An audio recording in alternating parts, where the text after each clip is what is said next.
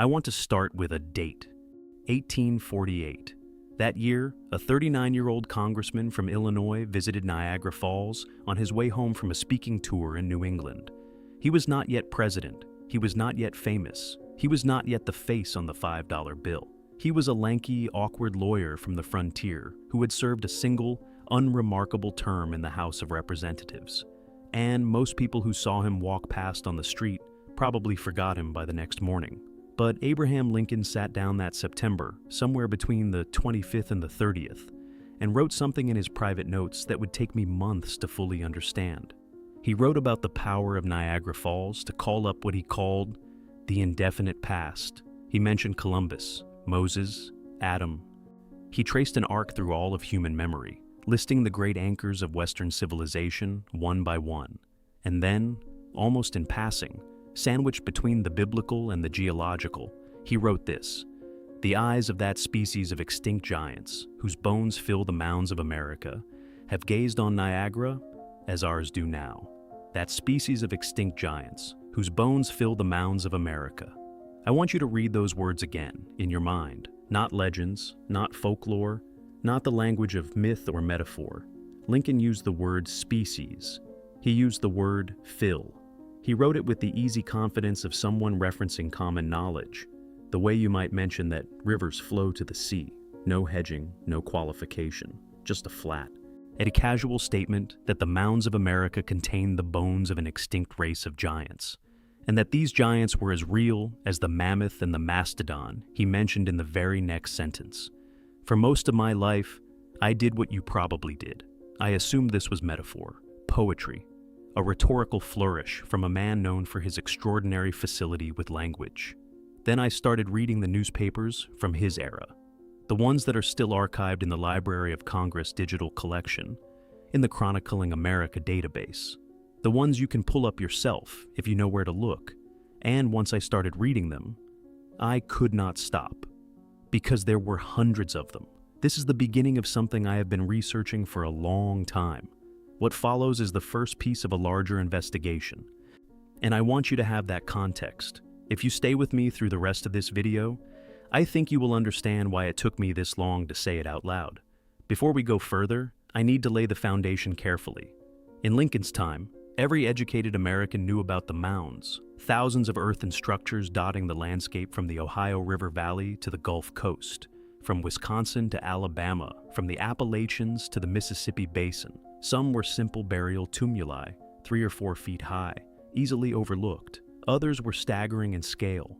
The Cahokia Mound Complex in Illinois, just across the river from present-day St. Louis, once supported a population that scholars now estimate exceeded London's in the year 1100.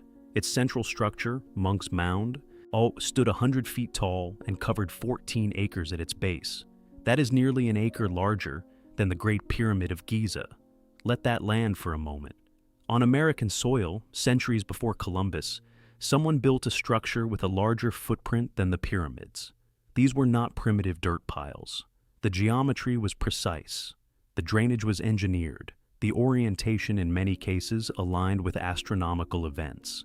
And for most of recorded Western history, no one in the academic establishment could agree on who that someone was. That question consumed American intellectual life for nearly a century. It shaped politics, religion, and land policy. And the answer that was eventually chosen, the official answer, was chosen under circumstances that deserve far more scrutiny than they receive. The dominant theory in Lincoln's era was that the mounds had been built by a separate, vanished civilization, a lost race of builders who predated the Native Americans and whose disappearance was itself a mystery. This was not a fringe belief. It was mainstream. Senators debated it. Newspapers reported it as accepted knowledge. The poet Henry Wadsworth Longfellow wrote about it. Between 1812 and the Civil War, nearly all Americans writing about the continent's history assumed the mound builders were a distinct people. And part of what fueled that theory, the part that nobody in the modern record seems comfortable discussing, was what people kept finding inside the mounds when they opened them. I want to be precise. Between the 1840s and the early 1900s, newspapers across the United States, and I mean a staggering number of newspapers, published accounts of skeletal remains of unusual size excavated from burial mounds. The Cleveland Herald in 1845 described a skeleton of extraordinary proportions found in Tennessee. The New York Times covered findings from mound excavations near Lake Delavan, Wisconsin, in 1911 and 1912, describing remains with unusually thick bones and oversized craniums. Scientific American referenced discoveries in the Ohio River Valley. Local papers from Georgia to Illinois to West Virginia carried similar reports. These were not a handful of isolated incidents. They numbered in the hundreds. Now, I need to be honest about something, and I want you to hear the honesty in it because it matters. Many of these reports were almost certainly wrong.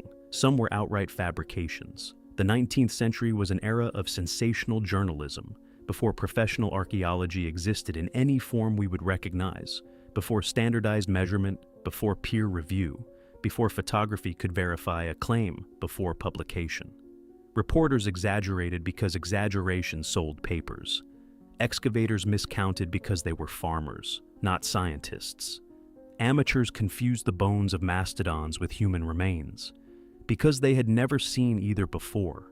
The most spectacular example is the Cardiff Giant of 1869, a 10-foot stone figure secretly carved from gypsum and buried in a farm field outside Cardiff, New York, by a man named George Hull. Hull paid workmen to discover it, then charged 50 cents a head to see it. It was a magnificent fraud. Scientists eventually debunked it. P.T. Barnum, unable to buy the original, commissioned his own copy and exhibited it as the real one. America in the 1860s had an appetite for giants, and entrepreneurs were happy to feed it. I understand the skepticism that history creates. I share it, but here is where I need you to hold two thoughts at once. The Cardiff Giant was a hoax. Many newspaper reports were exaggerated or invented. Both of those things are true, and it is also true that some reports came not from carnival barkers or penny newspapers, but from organized investigations conducted by the Smithsonian Institution's own field researchers.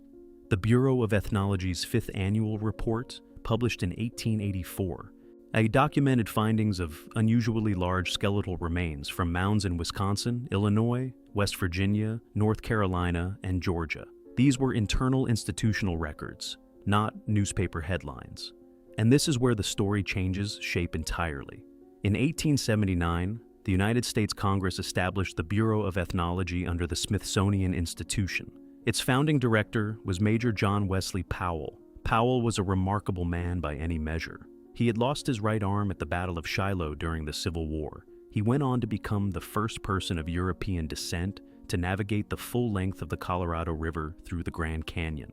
He was brilliant, relentless, and deeply opinionated, and he had already formed a conviction about the mounds. And before any systematic investigation had been conducted. In the Bureau's very first annual report, dated 1880, Powell declared that there was no reason to search for a lost race of mound builders. The mounds, he wrote, appeared quite clearly to be the work of ancestors of the modern Indians. I want to be careful here. His conclusion may well have been correct. Modern archaeology broadly supports it. The Adena and Hopewell cultures, spanning roughly 1,000 years before the Common Era to 500 years after, are now recognized as the builders of many of these structures. Debunking the racist lost white race theory was genuinely important work. But here's the question I keep returning to. If Powell already had his answer in 1880, what was the investigation designed to accomplish? In 1882, Congress appropriated $25,000 for the Bureau, with $5,000 specifically designated for, and I am quoting the legislation here, archaeological investigations relating to mound builders and prehistoric mounds. Powell needed someone to lead the work, and the man he chose was Cyrus Thomas. Thomas was an entomologist by training, not an archaeologist, not an anatomist, a man who studied insects, and by his own public admission, he was at the time of his appointment a pronounced believer in the existence of a race of mound builders, distinct from the American Indians. Stay with the timeline. Powell chose a believer, and according to multiple documented accounts, his explicit strategy was to let Thomas examine the evidence firsthand and convince himself he was wrong. Not to conduct an open-ended inquiry with an uncertain outcome, but to select a researcher whose mind was expected to change in a specific direction through the process of investigation. I want to sit with that for a moment. That is not quite right. Let me rephrase. What I am describing is not necessarily a scandal. It may have been shrewd methodology. Sometimes a researcher corrects their own bias through direct confrontation with evidence, and that self-correction is more persuasive precisely because they started from the opposite position. I can see the logic in it, but the architecture of this decision, the deliberate engineering of a predetermined trajectory, is at minimum something worth noting in the record, because the result shaped everything that came after. If you are finding this worth your time, and I hope you are, then consider subscribing. This series goes places that most channels will not touch, and having you along for it means something to me. Now, back to the Bureau. Thomas spent 12 years in the field, 12 years of excavation, measurement, cataloging, and analysis across the Mississippi Valley and beyond. And in 1894, he published his findings in the 12th annual report of the Bureau of Ethnology, 730 pages. It remains one of the largest single archaeological reports ever published by the United States government. The conclusion was unequivocal. The mounds were built by ancestors of the Native American peoples who still lived in the region. There was no separate lost race. The myth, Thomas declared, was dead. And I want to be honest with you. Much of what Thomas concluded is almost certainly correct. The mounds were indigenous constructions, the work of sophisticated cultures that deserve recognition, not dismissal. The lost white race theory that dominated popular imagination in the 19th century was, at its root, a product of racism and colonial arrogance. It was the refusal of European settlers to believe that Native Americans could have built anything so vast, so precise, so enduring. Overturning that myth was a genuine contribution, but Thomas's report accomplished something else, something quieter, something that receives almost no scrutiny in the standard historical accounts.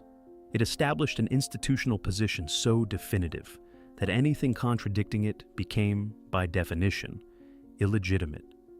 After 1894, reports of anomalous findings within the mounds did not gradually decline. They vanished from the scientific literature.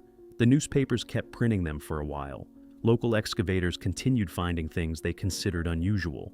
But the institutional verdict had been rendered, and anything that did not fit was classified by default as error. The record goes quiet after that point. Not silent. Quiet. And the quietness itself is worth studying.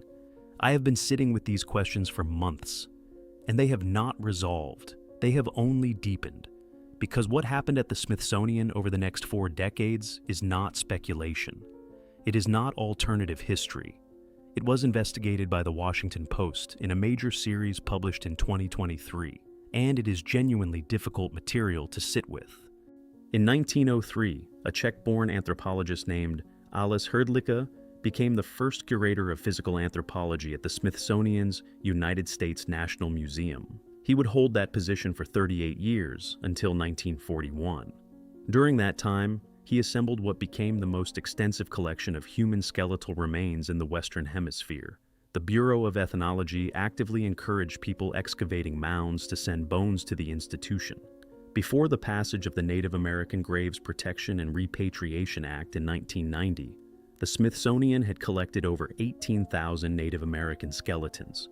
The Washington Post later reported that the institution held at least 30,700 body parts in storage, including 255 brains. Most collected by Hrdlicka or at his direction. I know that is a lot to absorb. If this feels like too much, I understand, but stay with me, because the next piece matters. In February of 1934, Science News published an article about Hrdlicka's position on giant skeletons. The Smithsonian, the article reported, received a steady stream of letters every single month from people across the country claiming to have found the bones of a race of 7 or 8 foot giants. Every month, for years, and Hrdlicka dismissed them all. The American public, he declared, had a will to believe in giants. The people making these reports were amateur anthropologists who did not understand basic human anatomy. They were measuring incorrectly. They were seeing what they wanted to see. The Smithsonian's position was absolute. Nay, there was no race of giants, never had been, and he was probably right about many of them. In 1984, anthropologist Sheila Brooks examined a Nevada collection of skeletons that had been described by the original excavator as containing an individual 9 feet, 6 inches tall. Brooks found that no skeleton in the entire collection exceeded 5 feet, 11 inches. The original excavator, a man named John Reed, had estimated height by measuring the femur against his own thigh without accounting for the fact that the head of the femur sits inside the pelvic socket, not outside it, a basic anatomical error that could inflate height estimates by 12 to 18 inches. Multiply that kind of mistake across hundreds of amateur excavations, and a significant portion of the giant reports dissolve into measurement error. I am not making the claim that a race of giants walked the earth. I want to be absolutely clear about that. I am making a different claim, a more careful one, and perhaps a more unsettling one. I am saying that the institution responsible for evaluating these reports had decided its answer before the question was formally asked, that its most influential gatekeeper for nearly 4 decades was a man whose own institution would later condemn his methods, his ethics, and his motivations, and that the sheer scale of what was collected, combined with the opacity of how it was cataloged and stored, makes independent verification of what those collections actually contain almost impossible. In August of 2023, Smithsonian Secretary Lonnie Bunch III published an op-ed acknowledging what the Washington Post's investigation had uncovered. Hrdlicka's work was, in Bunch's own words, abhorrent and dehumanizing. The Smithsonian formally condemned his past actions and acknowledged that his research was driven in part by now-debunked theories of racial superiority. In Kodiak Island, Alaska alone, in the 1930s, Hrdlicka and his team disinterred the remains of approximately 1,000 people and shipped them to Washington. He paid local children 10 cents to bring him bones. The Post described his collection practices as amounting to, in their words, industrial-scale pillaging. Hold that thought, because here is where the two threads converge. And the picture becomes something I was not expecting when I started this research. The same institution that settled the mound builder question in 1894, that closed the book on anomalous findings, that established a policy of rejecting all claims of unusual skeletal remains, was simultaneously being run for nearly 4 decades by a man whose approach to collecting human remains was so ethically bankrupt that his own institution issued a formal public apology more than 80 years after his death. His academic research, in the words of the current American Association of Biological Anthropologists, has long been discredited. This does not prove that Hrdlicka hid giant bones. I want to be clear about that. I am not making that as a claim. I am making it as a question. If an institution's chief gatekeeper was compromised in his methods, his ethics, and his scientific objectivity, what confidence can we have in the gatekeeping? I know that is a significant claim. It is not mine. It is the Smithsonian's own. So here is the shape I see, and I am presenting it as a shape, not as a conclusion. A future president of the United States, writing in 1848, referenced the bones of extinct giants filling the mounds of America as common knowledge. Hundreds of newspapers across the country reported similar findings over the next 60 years. A government bureau was created to investigate, and its director selected a researcher with the explicit expectation that the investigation would reach a specific conclusion. That conclusion was published in 1894. The anomalous report ceased appearing in the scientific literature, and the man who policed the institutional position for the next 4 decades, who dismissed every letter, who rejected every claim, who built the world's largest collection of human remains in the process, was later condemned by his own institution for his methods, his beliefs, and his fundamental disregard for the humanity of the people whose bones he collected. Each piece of this, taken alone, has a reasonable explanation. Lincoln was being poetic. The newspapers were sensationalizing. Powell was correcting bad science. Thomas was conducting honest research. Hrdlicka was maintaining scientific rigor. And maybe all of those explanations are sufficient. Maybe, or maybe not. But I cannot stop thinking about it. I would be curious to know if any of you have come across something similar in your own research. Because there is a thread here that connects to records from the 1850s that will need their own episode to unravel. The architecture problem, the question of how these mounds were designed and what else they contain that was never formally cataloged. That alone will need an entire video. And there is a name that keeps appearing in the Bureau's internal correspondence between 1890 and 1905. I am not ready to discuss it yet, but it changes the shape of what we have been looking at. Either the reports were all errors and the institutional response was simple, honest, necessary science. Or something was found, something was collected, and something was quietly absorbed into the largest repository of human remains in the Western world, presided over by a man whose own institution now calls his work abhorrent. What do you think Lincoln saw? What did he read? What common knowledge was he referencing so casually in 1848? That an entire century of institutional effort would be required to render it invisible. Here is what haunts me. Lincoln was a lawyer. He was precise with language in a way that few public figures have ever been. When he wrote that species of extinct giants, he placed them in a sequence, after Adam, after Moses, after Columbus, and before the mammoth and the mastodon. He was listing real things. He was not writing poetry. He was writing natural history, and the fact that we have been trained, over 170 years, even to read his words as metaphor, to hear giants and think he did not really mean it. That training itself is a product of the institutional decisions we have just traced from 1879 to 1941. What if he meant exactly what he wrote? What if everyone in 1848 knew exactly what he meant? And what if the only reason we read it differently now is because the institution that was supposed to investigate the question decided the answer before the investigation began? I am presenting this as a question, not a conclusion. But it is a question I cannot put down. I am asking sincerely. If this series is worth something to you, the comments are where this research actually grows. I want to hear not just whether you agree, but what connections you are seeing that I might have missed. The next video goes somewhere I was not sure I was ready to go. I think I am now. See you there,